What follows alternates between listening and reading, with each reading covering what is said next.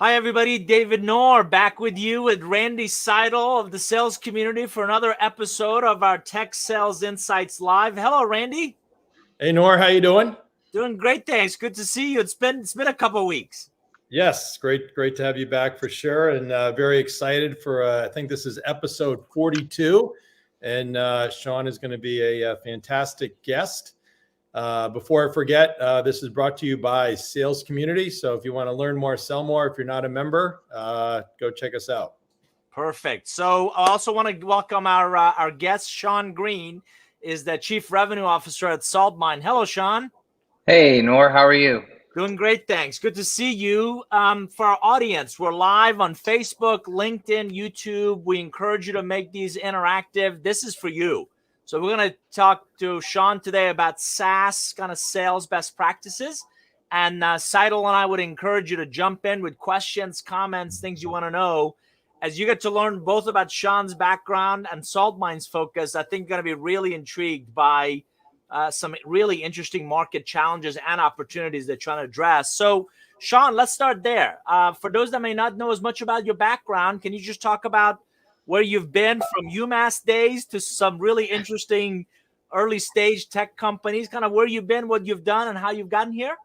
Yeah, absolutely. So, I was at UMass. I graduated with a sports management degree, and obviously I'm not doing that today. So it's been a pretty interesting journey. I got into SaaS probably in the late 2000s with a little company called Bullhorn at the time. Our Pappas gave me a chance over there, and I kind of grew through the software, world through Oracle to OpenAir to NetSuite, all the way through Blackline. And I learned, taking my leadership skills off the field from playing at UMass soccer into a software industry. And here I am at Saltmine, we're really trying to run that go-to-market strategy and sales function for the company.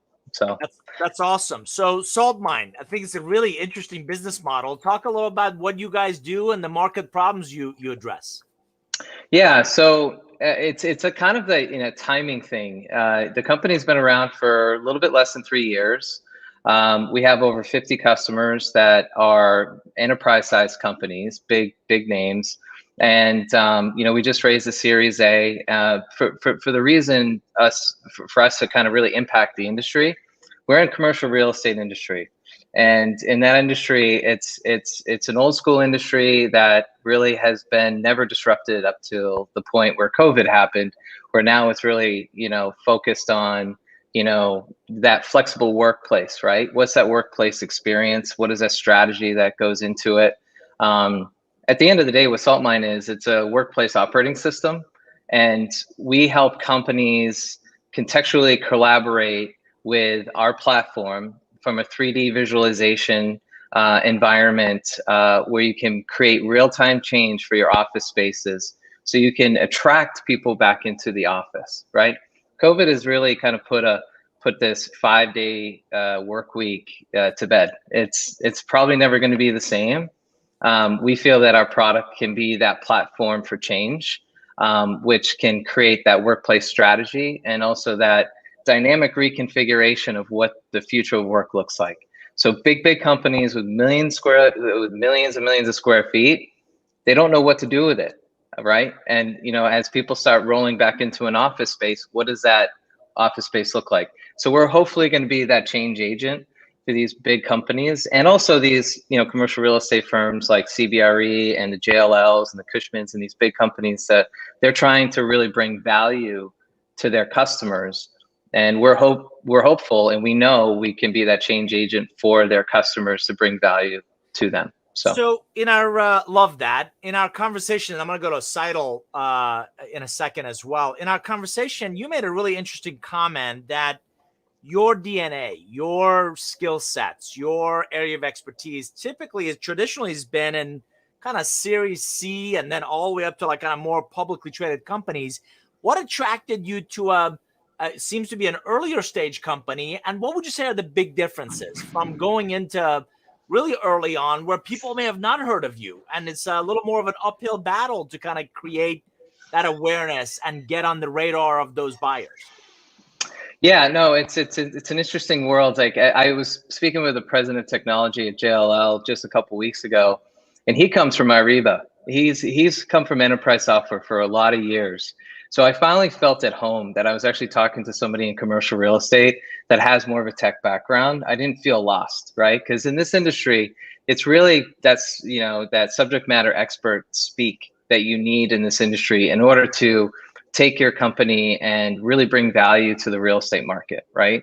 So I'm typically an enterprise SaaS background sales athlete, right? That's really what I can bring to the table here.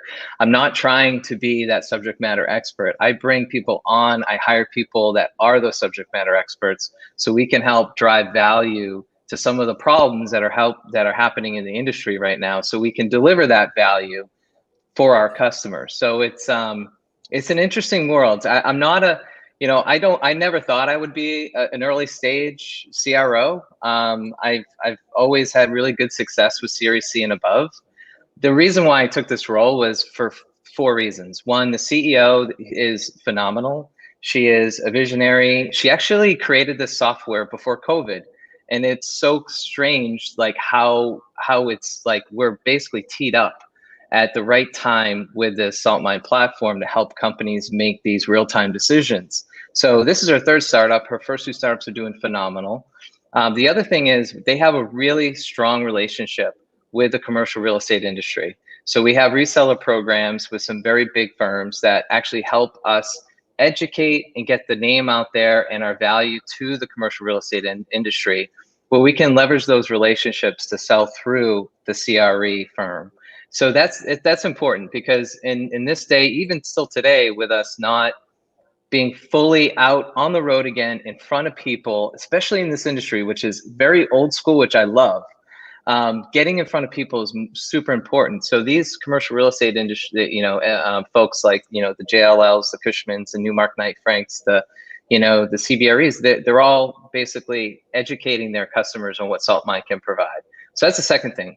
Third thing was I have a phenomenal board and support. Like I asked them before I joined, I'm like, I'll do this because I think I have a good runway once we get to C, and we will get there. We'll raise a B in probably the next 10 to 15 months.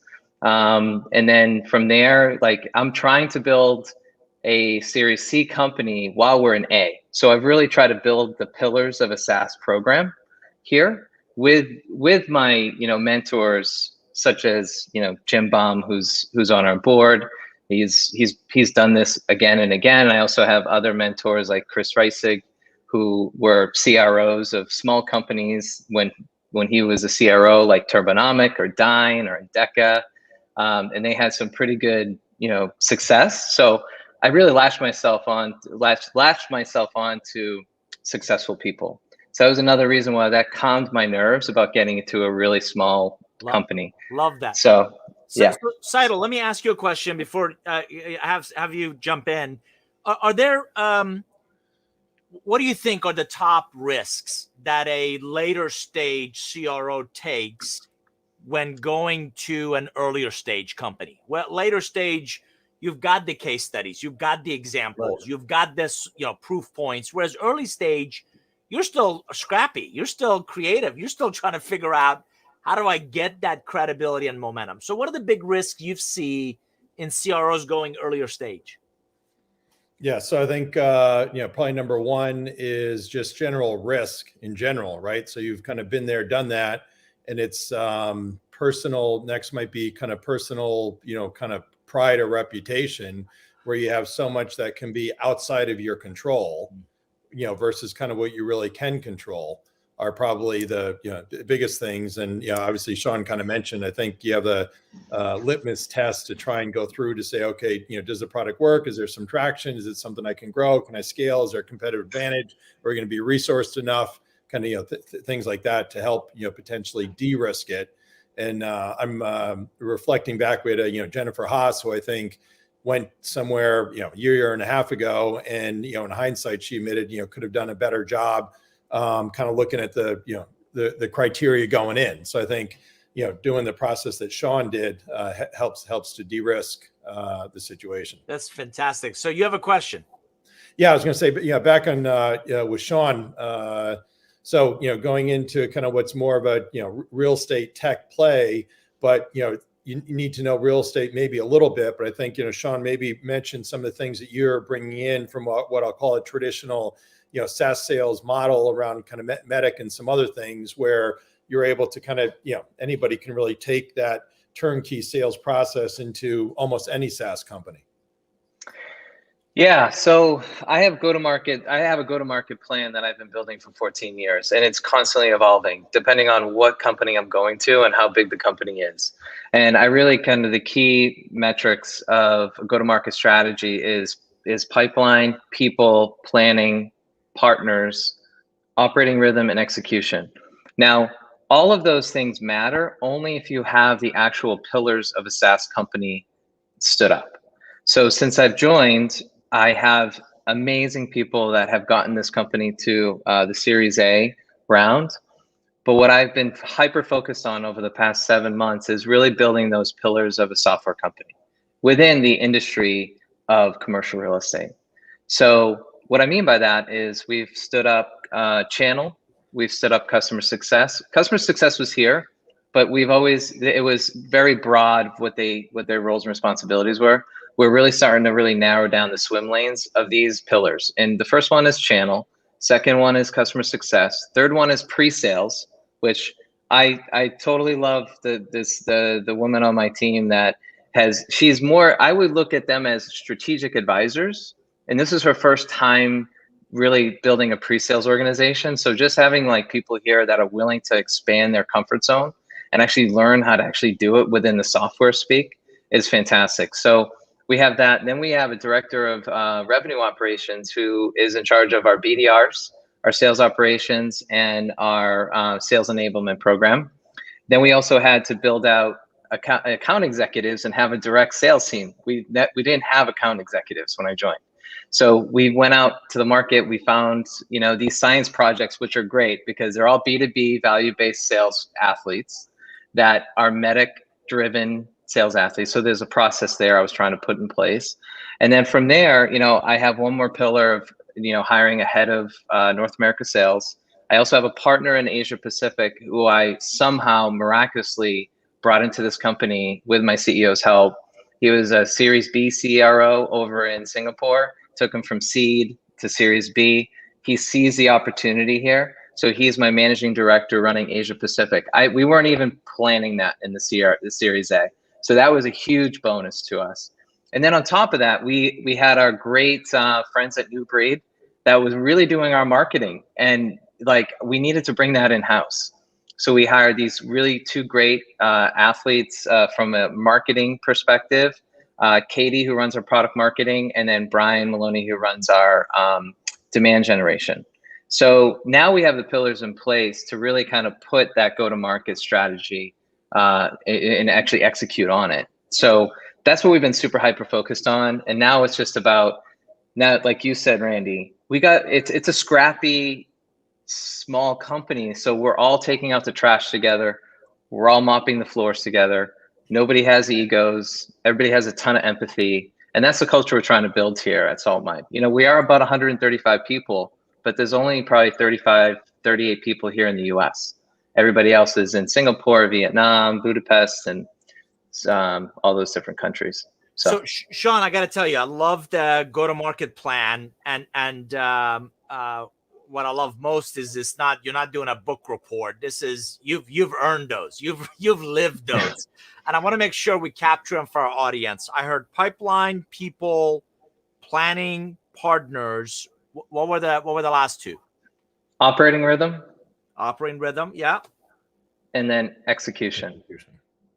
So talk about, of those, over the 14 years, are there 2 or 3 that you found to be particularly challenging for most, or they struggle most, or it took you the longest to kind of get right? So the beauty is when I was at the little company called Open Air, which was the first professional service automation tool in the marketplace, and I found really great mentors there. There's a reason why NetSuite bought that company, right? We were small. We were still trying to figure out our product market fit. and how do we build our go-to-market strategy. That was the first time I've been in a small company where we were trying to figure all that out. NetSuite already knew where they were going, right? So we got in there, they already knew what it was. I go to these other companies, they already have it in play as well. I would probably say right now, like being in this position today, it is truly figuring out our product market fit. So then we can create our go-to-market strategy, which then we can build a repeatable operating rhythm for scale. It's literally, and I'm not taking credit for this. This is Mark Robert's sales acceleration. Like I never thought I'd be in a small company like this, and I literally had to leverage all of my network of folks who have built these companies from the ground up, like Mark and Mike Volpe from HubSpot's perspective, right? So I would probably have to say it feels like Groundhog Day, because we are literally building a segment in the market that doesn't exist. And we're trying to build a vertical within a market like this industry that doesn't want to be disrupted. Like it's almost kind of like people are just waiting, and we're trying to like help them plan for when the day comes where people aren't going to be in the office every day. It's going to be like Tuesday through Thursday. There's going to be flexible workspace. There's all these things, but these companies can't force people into an office. If they do, people will leave the company. The two largest expenses for all these big companies are people and real estate. Real estate was always an afterthought, because before COVID, it was like, how much more space do you need? What buildings do we need to lease? How fast are we growing? What does our revenue look like? That's the way that they used to do business. Now, like we're at the CEO level where they're like, what is our, we're going to still grow and scale and, whatever, but like real estate actually matters now. And it has an HR element to it, and has a real estate element to it. And then obviously the two biggest line items for expenses for CFOs are people and real estate. So we're hopefully going to help that. You, Randy and I spoke about the quality of talent in each of those, what you've stood up, making or breaking the CRO success. What do you look for in talent? Where have you found really good talent? What are some of the talent things that you really got to look out for? Because whether it's channels or customer success or pre-sales or RevOps, you don't have the bandwidth to be in the babysitting business. So how do you go find really competent, capable people that can hit the ground running? So it's all about success profiles. And I don't, I know what the leadership success profiles are, which is, thank God, like I just from doing this so much from a SaaS perspective, like I do know like that at the leadership level, what that is. Now, when it comes to like a sales athlete, like from an account executive perspective in this industry, I reached out to several founders of companies, like Ryan over at VTS. Like I was like, tell me, you guys started in 2013 when there was no COVID. Like you guys were really trying to disrupt an industry that's pretty old school. So he's been great. HQO here in Boston has been great. VergeSense has been great. I've been networking with JLL Technologies. Like who are they hiring for their sales athletes? Like, so there's been a lot of science projects, really. Like, but I do know one thing. We have to build value. We have to solve pain, build value, deliver on that value to our customers. And that is a B2B enterprise salesperson who has a methodology, which I've been through every sales. I feel like I have every single sales methodology. I have latched on to medic or medpics or whatever you want to say, force management. That started really at Blackline because it worked. We were disrupting the accounting space, and we were trying to sell into a cost center where we had to turn 1 penny into 3 penny cost savings. So just think about that. So, that I believe in the methodology. Now I have to bring in obviously solution matter experts in the industry to help us build that value. And we seem to have those pieces in place now. So now it's just about execution and working together. You brought up athletes, and I want to go to Randy in a second. You brought up athletes several times. Shawn, are there some attributes you're looking for in those right A stage sales pros? Yeah, I can list them for you right now. These are the core values that I believe in, and it's, accepts responsibility. They take action and they're proactive. They are super coachable, right? They have an executive presence because they are the actual, walking, talking billboard for the company, right? More importantly, they have to be a team player, and they have to have a little bit of empathy and know their role, right? And that's super important. Communication to me is more important now than ever. While everybody's behind their cameras, you got to continue to, like, your written communication and your verbal communication. I work on it every week. Even as a CRO, I use this app called Speako, and I get tips and tricks tips and tricks from it to help me be a little bit more impactful behind a camera, right? Because until we're back in an office space, I need to be able to get my point across and deliver what my outcomes are. So those are the big ones. And then from there, it's just, business-based value execution athletes, people that can bring value as a consultant to our prospects and customers, and then deliver on that value. Because once you sell into a customer, it's like the butterfly effect in your book for Sales Advisor. That butterfly effect is exactly what software as a service is. It is like, get the leads in, sell into them, bottom of the butterfly. Now it's deliver, and it's enable, and it's expansion, and then it's like it's exactly what SaaS is. For our audience, since Shawn brought it up, if you haven't picked up a copy of your go-to sales advisor, it is destined to be a global bestseller by Randy Seidel. You got to pick one up. A lot of great nuggets in here. So Shawn, thanks for that. Thanks for that plug. For our audience, joking aside, if you just joined us late, Shawn Green is the Chief Revenue Officer at Saltmine. They're tackling a multi-billion-dollar commercial real estate space. Would love to have you jump in with your questions, with your comments. Randy, let me go to you. Yes, I think also I had the pleasure of speaking with Shawn and his team yesterday. And I think another important attribute may be encountered in presence, but I think his idea of this kind of executive level messaging. And we kind of joked with some on your team about, if you're in the elevator with the CFO for 30 seconds, what are you going to say?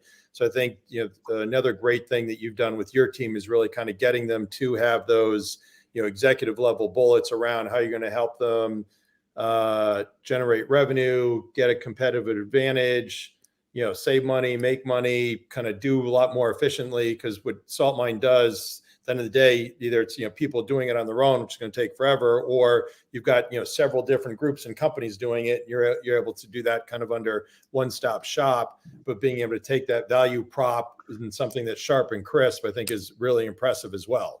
So I just want to give you kudos for that. Shawn, how did you do that? How did you do that? How did you Randy is not easily impressed. So when he says the team is doing a great job, how did you, obviously you were intentional about it. How did you make sure they had that executive messaging and could articulate Saltmine's unique value? Well, to start, we have phenomenal people working at this company that are brilliant. They're smart. They're inquisitive, right? And they're curious.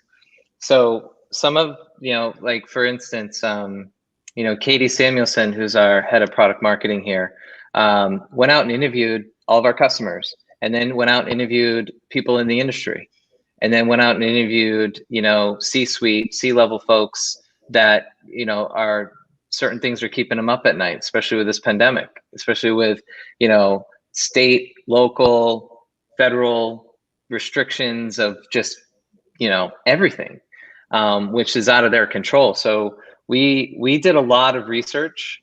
We did a lot of research in a short amount of time. Let's put it that way. And we came up with value drivers in the industry as of what it looks like today, and then what it's going to look like when people are back in the office, and how do we adapt and change as we're trying to figure out this rollback into an office workplace, right? So we have a full, like, going back to what I said earlier about that operating rhythm and execution.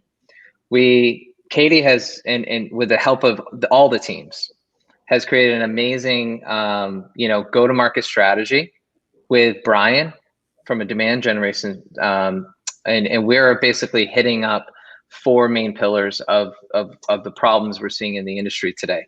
And so that's what we're trying to figure out now. It does feel a little bit like Groundhog Day, because we're throwing out value drivers. We're trying to see what sticks and what doesn't.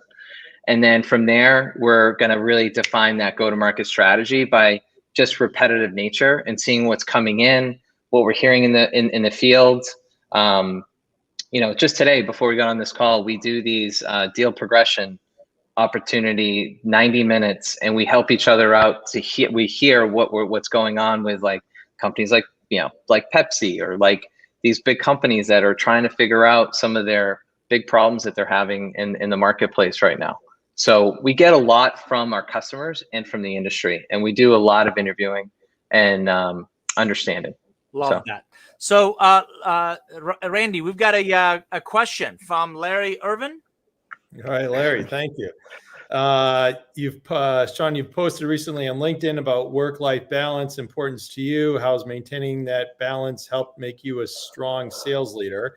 And I'll vouch for you. We're together yesterday, and you said, hey, I have date night with my wife, and saw a great picture that you posted from the game last night. So what way to lead by example?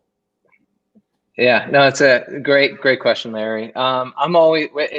I think COVID has made it harder than ever to have that work-life balance. Like I don't miss the flying, every week somewhere. But at the end of the day, it's all about what you have in front of you. And here's just, I'm going to throw out a quick prop to Randy.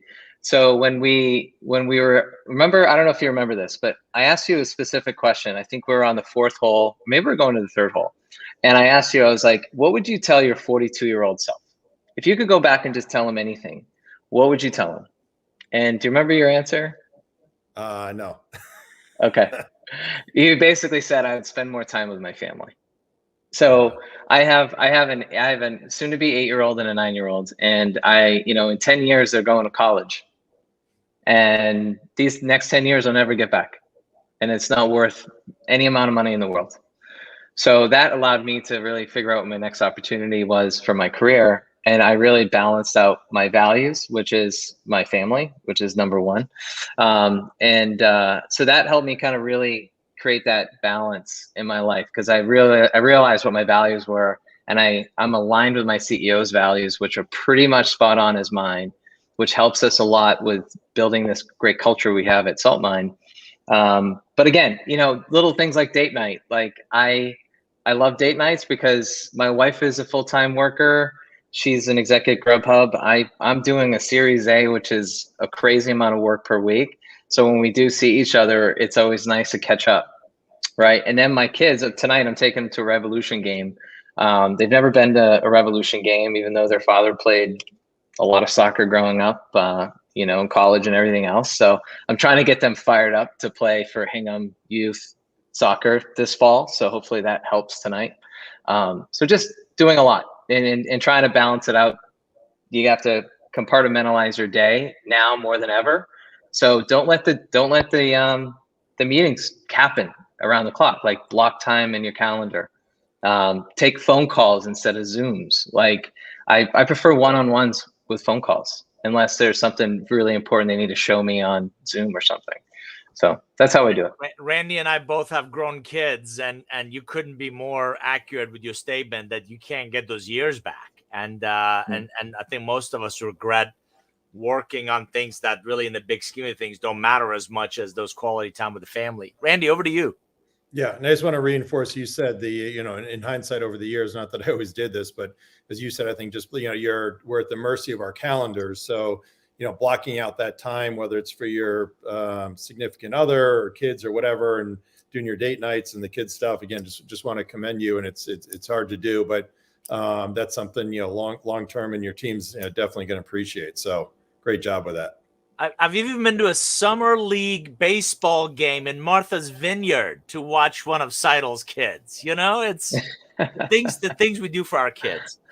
Joking aside, so I love the list you shared about a sales athlete. Shawn, how does that change when you're attracting a manager or a leader? At that level is if I'm trying to recruit a leader from like a manager perspective, trying to bring them on board. Yeah. I think it's now more than ever, it's really that feeling of trust. And it's something that doesn't happen right away. It's something that needs to be built. But I'm a 0 or a 1 on trust. It's either you're a 0 or a 1. There's no in between. So now more than ever, being so remote, I don't want to look at calendars. I don't want to micromanage people. I just assume that they're doing their jobs, and that to me is enabling them to be successful in being a coach and a soundbar in case they need anything, right? I think those are super important. But when it comes to when no one's watching, are they doing the right things? Are they helping their teams? Do they need help? Are they tap me on the shoulder if they have a question? It's like this is why I love working for Shagu, my CEO, is our statement is very strong. We win together, we lose together, but we're together. And that's important, especially now more than ever, since we're not in offices. We can't go out all the time and do happy hours afterwards. It's really hard right now. I'll tell you a story. So when I first joined, small team here in the US, we just raised the Series A. First thing I said to Shagu, our CEO, was, I need to get this entire US team, as we hire these new people and the people that have been around for a while, in front of each other. Like, I need them like somehow in person. So I asked for a budget, and I said, I'm going to take them to Napa, and I'm going to plan this in May. And I don't know if it's going to work out, but I'm going to get it planned, and we're going to see each other. And the best part about Napa is you're not on your phone. You have a nice glass of wine, water, Gatorade. I don't care what you do, but you actually are forced to have just conversations and get to know each other, right? That's why I love Napa. That's why I love St. Helena. I like that whole area is very special, right? So leveraging some of my relationships out there, we went out there for 3 days and we had a blast. And we all left there saying, okay, it's going to get better, right? And it has gotten better throughout the summer. It's just taking a little bit longer, obviously. Don't get me started on why, but yeah. Got it. One of the things that I wrote about in Curve Benders in one's personal and professional growth is something you said, that alignment of values with the CEO. Did you figure that out in the interview process? Did you figure that out through the board conversations? And Shawn, three of us have been around long enough to know a lot of different scenarios. People tell you what you want to hear, particularly in that recruiting, dating phase. And then you get there, you're like, what did I get myself into? How did you figure out your values were aligned? And how important was that in your decision to join and or decision to add others to the team? So I'm sure everybody on this Insights Live can relate to this. You've probably purchased a home, condo, something, right? You buy it, you do an inspection, but you really don't know what you bought until like a year later when the furnace goes, or you need new air conditioner, or maybe the windows need to be replaced or something, right? So it's very similar to when you join a new company, especially when you're joining a new company, you don't know anyone. Like, I've always been part of these other companies because I was always part of that transformational business unit for the office of the CFO. This is all new to me. Nobody in this industry, I don't know anyone. So it's very similar to purchasing a home. I'll tell you why, and this is probably an anomaly, but so she's in Singapore. My wife for a long time worked at TripAdvisor, and so she was an executive over there. So she went to Singapore twice a year. And she would be gone for 10 to 14 days. And my girls always remembered that. So I put my kids to bed. I had a 8:30, 9 o'clock call at night with the CEO, Shagu. And she's a mom with 2 sons. And we're just talking, and we're, going through the whole interview process. And, Maya comes up to me in my office here. And I, some people would just be like, hey, I can't talk. I can't talk. I'm on an interview. I was like, Mike, get over here. So she comes over, I put her on my lap. I'm like, I'm like, say hi to Shagu. She's in Singapore. And she goes, Singapore? I'm like, remember when Mama used to go to TripAdvisor to Singapore? She goes, she lives there. And Shagu was like, oh my God, like you're the, like, so when she left, she told me this later. She didn't tell me that right at that point in time, but she said, you know, cause so what I had to do for the first time in my life, is I think a lot of us should do, is like try to figure out what your values are, cause life's too short. You gotta kind of really hone them back in and be like, what are they? So I had time to figure that out with Randy's help. Honestly, like that comment you had on that golf course was pretty awesome. And then once I had that, I basically went back to Shagu, and I asked her in that interview, I'm like, what are your values? I told her my story. I was like, here's what matters to me. And from that point on, it was just kind of like the trust was automatic. The conversations were easier to have. The honesty was easier to tell. Like I wouldn't say this to, you know, obviously I'm on a live thing here, but you know, there are parts of, you know, conversations I want to have with her that I'm trying to continue to build my trust with her and respect, and it takes time. So there are certain things I might need to channel through other people to get back to her that I might not have yet. So there's, yeah. Yeah, so, Randy, I was going to say, Shawn, in some ways, is lucky to have that alignment, and present company excluded. You and I know a lot of CROs that don't have that, and unfortunately, the average tenure for a CRO becomes 18 months. Yep. And it's a really easy role to just shoot because whatever is not happening. What you and I coach a lot of leaders. What do you suggest in that scenario where you either get to a place where your values are not aligned or you're just not on the same page? What do you coach them to think about, whether you're a CRO or a BDR? If you're not in the right organization, talk about some steps they can think about or they should consider. Leave. Short of that. Yeah. So I would say grass is not always greener, but I think you can take a look at seeing, what is misaligned. And I think it's not just values, but it's, anything about your job, your environment, your boss, the territory, the goal, the comp, anything, and say, okay, plan A is okay. Let me figure out how we can fix it. If the values are not aligned around ethics, integrity, or things like that, then you just leave. There's no gray area there. But I think if there are things that are fixable, plan A is you try and fix it where you're at. And if that doesn't work, then you look around to, find a company, that would fit the profile and the values that you want. Shawn, we've talked a lot about talent. Has it gotten more difficult or less so to find that really great, those athletes during this pandemic? I think it has been difficult since the pandemic happened. I think it's, there's that human element of meeting somebody in person that is really hard to put yourself out there on a video, right? So what I've learned is I've gotten more personal with my conversations, interviews, whatever you want to call them, where I'm trying to get to understand the person and what motivates that person. I ask questions like, when was your first job? What did you do? I want to see how hungry they are, why'd you go to that college? Why did you play that sport? Why'd you play that sport in college? Or why did you play that, instrument in college or whatever it is? Like, I really just try to get more on the personal level with the folks I'm interviewing, because it's easier to see if my wife would kill me if I said cultural fit. She's a big cultural ad. So cultural ad, it's like a new thing, I guess. But that helps me bring in good people.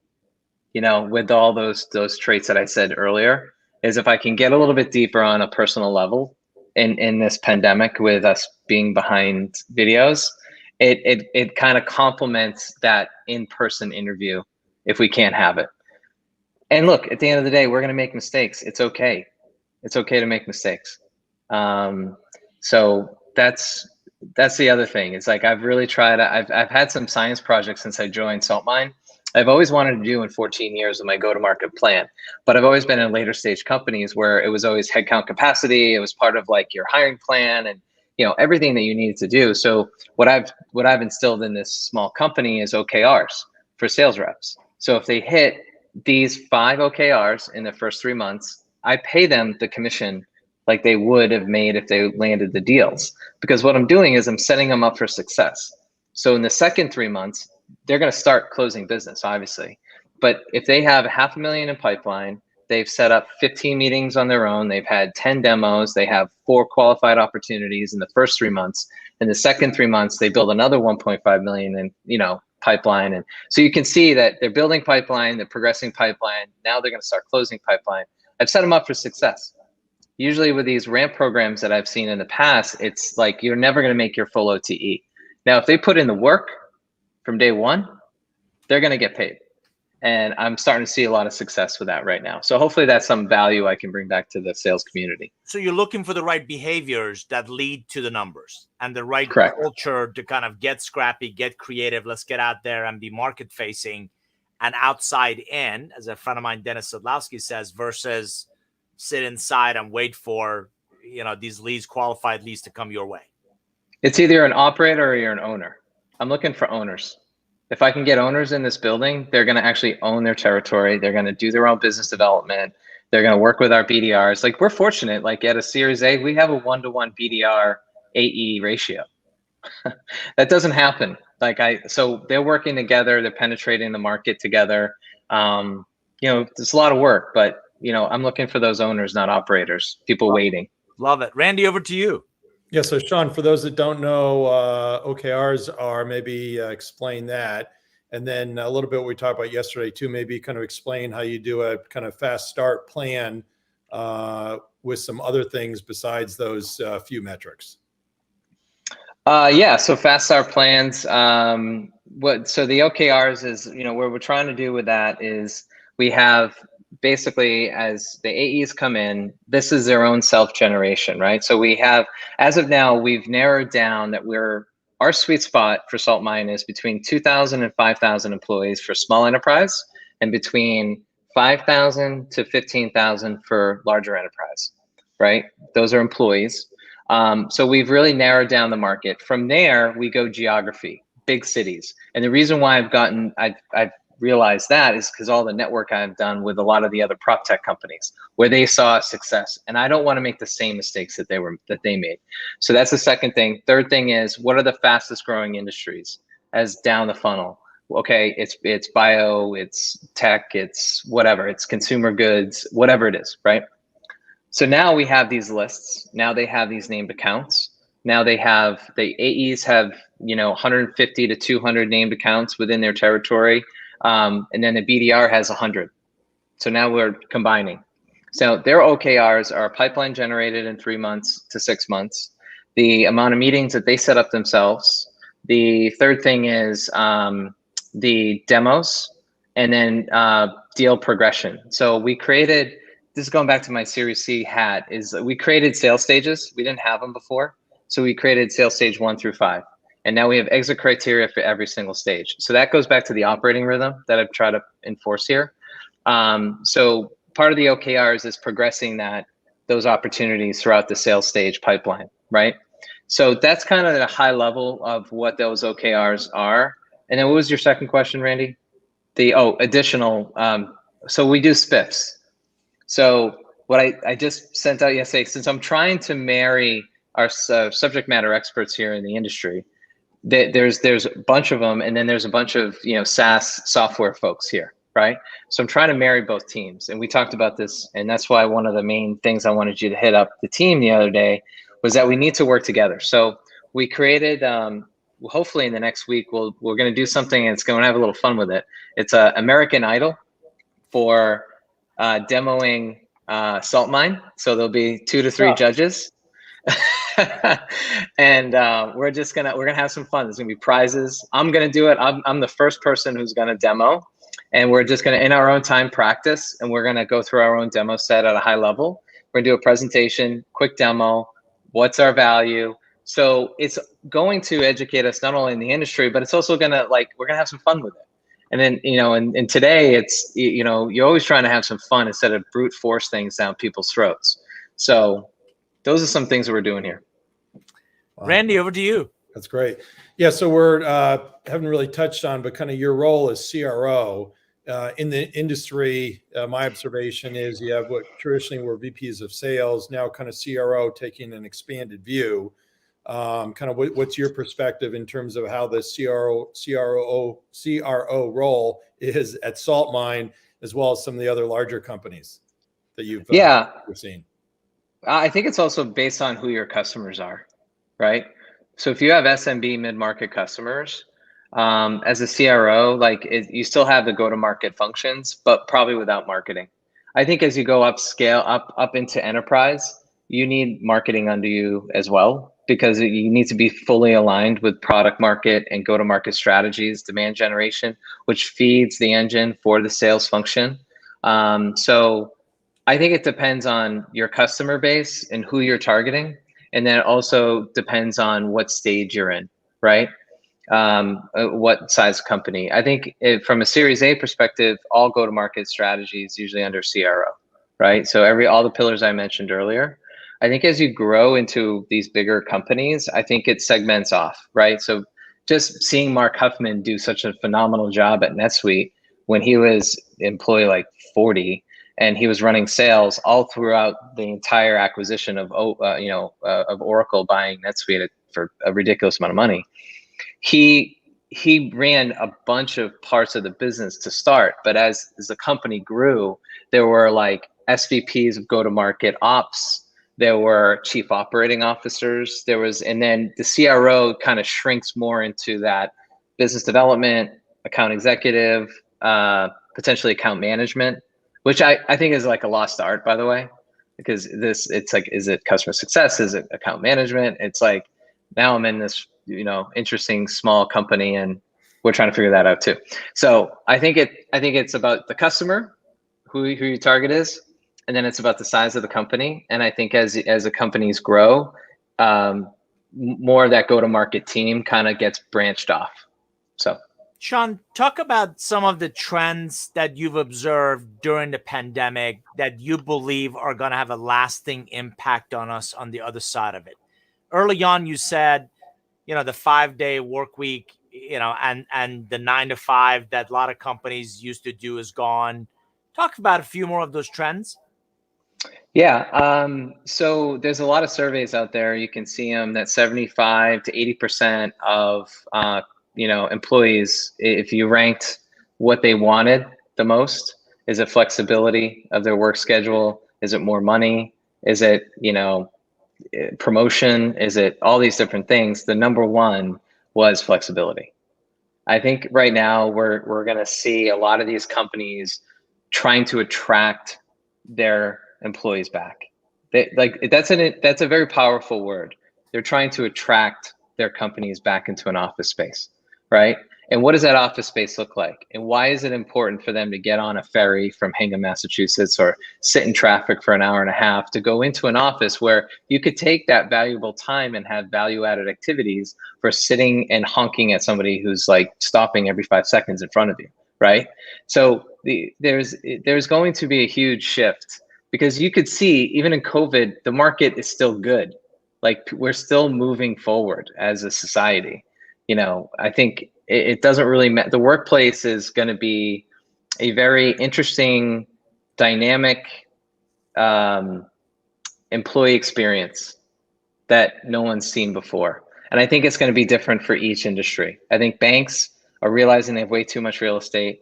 I think tech is all saying just work from wherever, right? You got consumer goods where they're have a flexible workplace.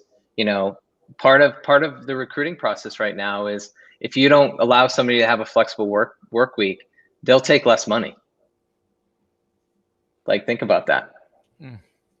So they'll take less money, less title, or whatever, as long as they have more flexibility. I have a client whose logo is on top of the building, and they figured out exactly what you alluded to. The last 18 months, they've actually been really productive. And Shawn, they had 6 floors, and they figured out that, and a whole lot of people used to come into the office every day pre-pandemic. Post-pandemic, they figured out that a lot of people are productive, not coming in, or when they come in, use more of that hoteling kind of space. And they didn't renew the lease on 5 floors. And as you said, one of the biggest savings for them has been we're no longer paying for the space, particularly if we're not going to use it. Is that good for your business? Is that good for commercial real estate? Or is that a warning sign? Well, look at what State Street did in New York City yesterday, right? They didn't renew their leases for 2 buildings in New York City. So you got to think about that. Like, I think it's really what it all comes down to the employee. What's the most important thing for the employee? I think commercial real estate is just going to reinvent themselves, right? I think it's not going to go anywhere. I still think there's a need. I think post COVID, once we get past this, there's going to be this feeling of, man, I wish I was there. I wish I was in person. I wish I was at that meeting. I wish that I could have been there, or I saw my counterpart get promoted because they put a little bit more effort into something. And it's always the human element. It will always be getting back in front of each other. Now, I don't know what that looks like in commercial real estate yet, because I don't think anybody knows. But hopefully with technology like Saltmine and other companies, we can help kind of dictate what that looks like for these big companies. So I think commercial real estate is going to reinvent themselves. I think that companies are going to realize they don't need all this space, right? Or if they want to dynamically reconfigure those spaces. We have a very huge company who might be on the back of Michael Jordan's sneaker, but they realize that they don't, they have all this space now. How do they make it? How do they make that experience for their employees the best, right? When they all get out of this whole COVID world. So I don't think it's a problem. And for Saltmine personally, we do a lot of land and expand. So we do a lot of hey, let's do the US first, and then let's figure out Europe, and then Asia Pac, right? So it's really proving out the value of why Saltmine is a very important platform for real estate decisions. I don't think it's going to hurt us at all. I think it's going to help us. So, Seidel, I'm fascinated by, and we've had several other CROs of these really unique kind of micro niches or these niche kind of applications. Are you bullish on their ability to grab market opportunities? And then I'm asking you to take out your crystal ball. What's in the future of companies like Saltmine? Is a Oracle or an SAP comes and says, we don't have a presence in that sector, let's go acquire these guys. Do they roll it up, or do you get somebody like, I don't know, one of these, Cushman Wakefield says, you know what, we love that app, let's just go ahead and buy those guys and bring him in as part of our, or JL says, let's bring him in our tech group. Where do you see these niche players go? Yeah, so I think all the above. I think, by definition, being niche-y is better than being broader. So obviously they have a product market fit that's great, unique differentiated product. People are going to be around buildings and space and the workplace. That's a definite need. That's something that's specific and focused, which is fantastic. If I had to make one guess, I would say one of the real estate companies should get them. I would say, I'm sorry, the first answer would be, hey, go and grow, be independent, IPO, kind of all that good stuff. But if the specific is, if there's a acquisition alternative, what would it be? It could be a big tech, but I would say one of your real estate companies, because if you think at the end of the day, if you're kind of broker, or, some of the friends that we have, you're selling space or whatever, but your ability to kind of uniquely configure and make sure that it's the best it can be is, to me, far bigger value add than what a typical broker, Newmark or CBRE or any of these other companies would do. And Shawn probably has thought about this a lot more than I have. Love it. So I'm going to stay with you a second before I go to Shawn. Yeah. If you're coaching somebody to join Saltmine, what are the top 3 questions you're asking them to ask? I'd say, what's my territory? Is the goaling fair? And what are your expectations of me to be successful? Shawn, can you answer those 3 questions for us? Yeah. The 3 questions I would ask them, or they would ask me. I'm going to take you both. So what question, somebody's joining Saltmine, what questions are you really curious in asking them? And what are the interesting questions you get asked? 1, can you fail fast and pivot? Right. 2, can you be agile and work with other groups to be successful and build a good internal brand, your own internal personal brand. And then the third thing, are you curious? Those are my big three things right now, because we are still defining this market. And truthfully, I want to be that boring platform, right? Like if I'm a sales, going to a public company, oh, you don't have Salesforce? I'm bringing Salesforce in. So I want to be that like real estate platform where somebody goes to a new company and they're like, you don't have Saltmine? We'll bring Saltmine in. Well, you don't have Workday? We're bringing Workday in. Like I want to, at some point, maybe in 5 years from now, I'd love to be that I quote unquote, I call it boring, but it's just kind of like, as people go to other companies, they're like, you don't have Saltmine? Like, let's bring in Saltmine, So to get there, we need those three characteristics because we're still defining this space. What are some of the more interesting questions you're asked when people are looking to join Saltmine? Why I joined, seeing my background, I'm not this smaller company kind of profile. Some of the other things are, is the timing right? Because it's not about territory, timing, and talent. It's the timing right in the middle, So, why did you join? Is this the right time for that? And I think we're teed up for great success. I mean, if you look at like even another company here in Boston, HQO, COVID was very good to them.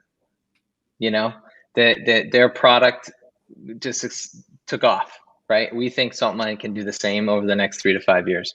For our last question, I'm going to ask you either for a fun Randy Seidel story, or, and again, remember, this is PG, or something that you really missed through this pandemic that you can't wait to get back to on the other side. I'll go with the Randy story. So my family and I, we have 2 happy places. In the summer, it's Nantucket. My mother and father have a place over there, so we're there quite a bit. And then the other one is Sunday River skiing. So just randomly, 2 weeks ago, my family was out there for the full week. It was the first week I've had off since I've joined this company, and it was really great. And we're at one of the beaches we never go to. I think we go to this beach maybe once or twice a year, maybe. And we're sitting there, we're having a good time. Next thing you know, I see this guy stand up, and I'm like, oh my God, that is Randy. It's like when you see Randy, you're like, that's Randy. So I actually asked my wife, I'm like, is it weird that I would go over to say hello to somebody I know? And, I get over there and immediately he's like, oh my God, he comes over and, says hi to everybody over at our group. So just like, everything happens for a reason in life. And I thought that was just a really random moment, but pretty special. I thought it was pretty fun. I've been trying to coach Randy Seidel with his shyness for years and how he needs to come out of his shell more often. And that's a work in progress. So joking aside, Randy, I'm going to give you the final word before I close it with our audience. Yeah, thanks, Shawn. Fantastic. Lots of great nuggets here, and love what you're doing for your team, and obviously very highly recommend Saltmine for sure. For those that are members of Sales Community, great. For those that aren't, please go check us out. You can also go get the book, which has lots of fantastic tips and tricks. You can go salescommunity.com/book to get the book. And then next week, definitely looking forward to, we have Mark Parinello, who is CRO at Sentinel One, great, fantastic growing security company. So Nour, thank you so much as always. You're incredible. Thank you, Nour.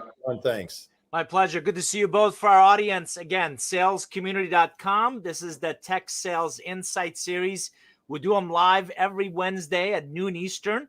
And then we turn these into podcasts. So we hope you also subscribe to wherever you get your podcast. Again, we've had some fantastic CROs. We've had some public company, private company, different stages. But just like Shawn, they're not, talking about a book report. These are experiences that they've built over the years. And there's some fantastic nuggets to really learn from. So on behalf of Randy Seidel and the whole sales community, I'm David Nour. Thanks for joining us.